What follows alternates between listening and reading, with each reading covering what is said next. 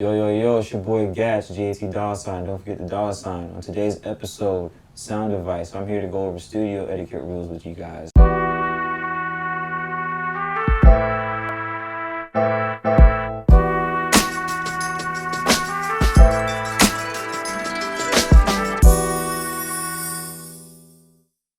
And it's your boy Gats, GAT dollar sign. Don't forget the dollar sign. I'm here at 55 Studios, Ybor City. I'm the studio director. The reason why I'm going over studio etiquette, I've done a lot over the last few years. Recording artists, performed at multiple festivals. It's given me a lot of opportunities to rub shoulders with people in the industry, other performing artists, other studio engineers, producers, and really take away different lessons and experiences that help anybody who's an up-and-coming artist in order to have the best quality studio experience that they can while recording. So first things first, things to know about your session before you start. This is really geared towards anybody who hasn't recorded or hasn't been in a studio before, and maybe your only experience is your homeboy's crib in his closet, or recording in a bathroom. Apparently that is a thing. There's terrible acoustics in there, but I digress. Obviously, if you have an engineer that's worth their salt, they're going to want to get your levels. Getting your levels is very important. What that means is finding the volume that your voice operates at its best while you're recording on a mic. Me, when I perform, I like the mic to be about this far away from me. This is going to be about 8 to 9 inches or so. And I feel comfortable rapping at that level because how I project my voice. But if you're somebody who raps at a softer tone and you're more dulcet, you need to be closer to the mic.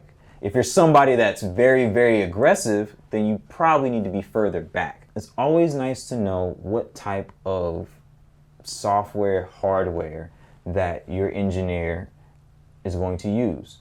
For instance, as of this particular point in time, the industry standard is Pro Tools. Most engineers are going to record in Pro Tools, and at the very least, even if they don't normally record in Pro Tools, they're going to have some type of knowledge of it. However, you have other producers that record in Cubase. You have other recorders who use Macs and they only use Logic Pro. Knowing how well you sound volume-wise, knowing what type of hardware and software that your engineer is going to be using, and then just getting a nice acclimation to the studio that you're in to try to be as comfortable as possible are the things that I would recommend before you go and you do your first session, or if you're going into someplace brand new. So you've done the research, right? You've picked out a studio, you got a slot time, 4-hour session, you know the engineer, you're excited, you're ready to go. You need to know exactly what you're bringing and how you need to be ready for the particular session. I always recommend getting around 3 to 4 hours. You get yourself a 4-hour block. You're probably going to get a nice little break with the price cut. When you get to 4 hours, most studios break at 4 hours. And it's going to give you enough time to feel comfortable and get, that jittery first time itch out of the way. I always recommend make sure that your engineer has your files in some way, shape, or form, and then you have a backup to that. So if you have songs ready to go, beats that were made, send them in an email in advance. That way the engineer can take them from the email, have it ready to go before you even get there. Because time is money. If you're getting there and they don't have the songs, as soon as you walk into that building, they're charging you. So I would rather walk into the session, know that my files are ready, and I can just go ahead and get to level taking and recording. Now, what do you need to bring to your first session? If you can afford it, I recommend having a hard drive. That way, after the session is done, you can go ahead and get the session from Pro Tools so that you always have it. Make sure that you have a flash drive at the very least so that you can keep the song, MP3s, waves, things of that nature. And also bring your beats there as well. Also, 4 hours is a very long time. Save your money. Don't Uber Eats food to the studio. Bring yourself a snack, some water.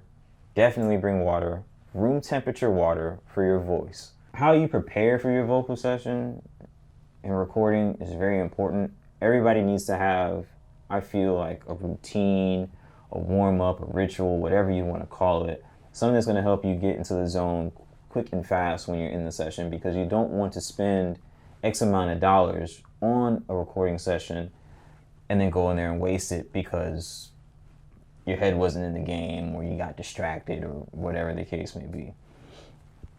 So what do I do to, get ready for a session?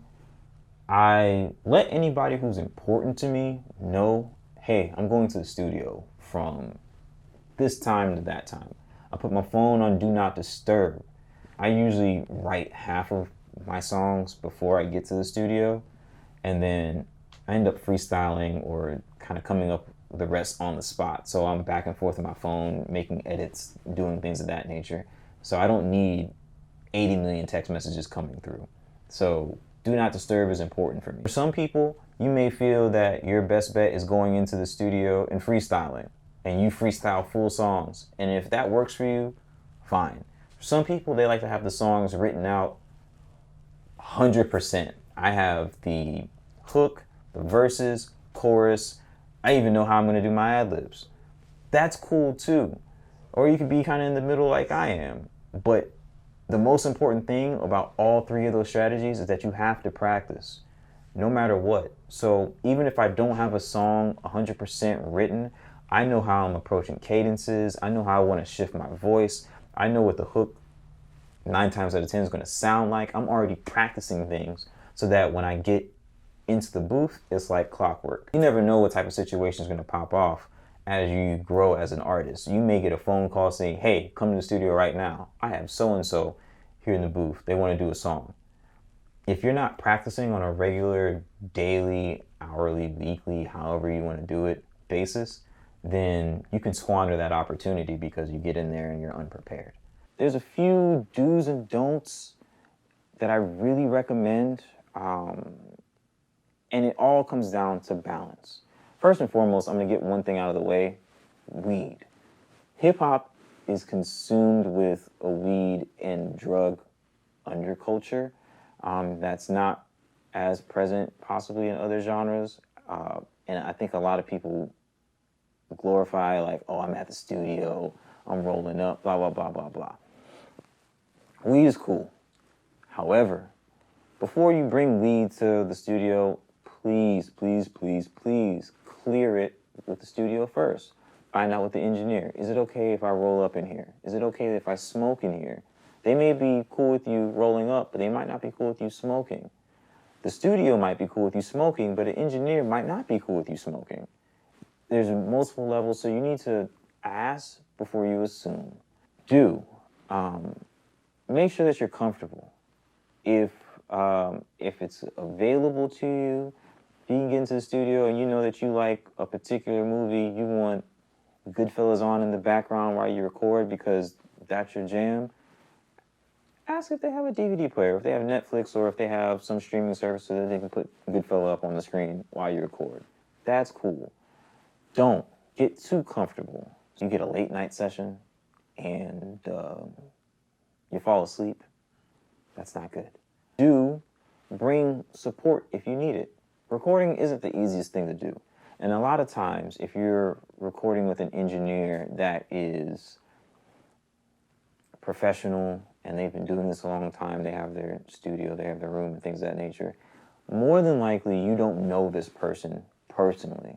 You've been referred to them, or you found them on Facebook, or you saw it on Instagram and you're recording with them. Especially in situations where you're traveling and I'm in this new place, I don't know anybody here, but this is the best studio in the city and I need to get in. Don't bring 80 million people to you in the studio. Why is there 80 people in the studio? Why is your whole crew in the studio? There's no reason for that. Did any of those people pay for studio time? No. Are all those people probably distracting you? Yes. You're in the studio to work. So work. You can't bring your friends to your job. All in all, I'm giving you guys a lot of information all at once. and a lot of it's layered, and a lot of it's also contextual. It really depends on the relationship that you build with the studio and the engineers that you have around you, and how you rap and how you operate. But I think these are a lot of good guidelines in order to wrap your brain around, just so you can kind of get a feel of what you can do in order to ensure that you have the best session possible. And that's what it really comes down to. When you have great sessions, great music comes out of it.